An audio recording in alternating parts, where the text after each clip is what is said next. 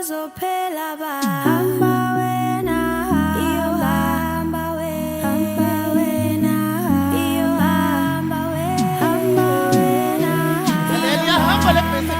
basic athandwe kusasa ngihamba athandwe sizafonelana nguwe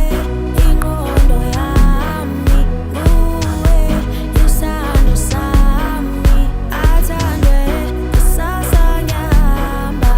athandwe sizafonelana nguwe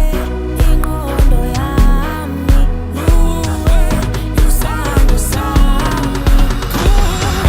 Ulazala lami Kandinga Shiwanana nguwe Thanda lwethu olunaphakade Bulisel apho ekhaya Yazi isandwa sami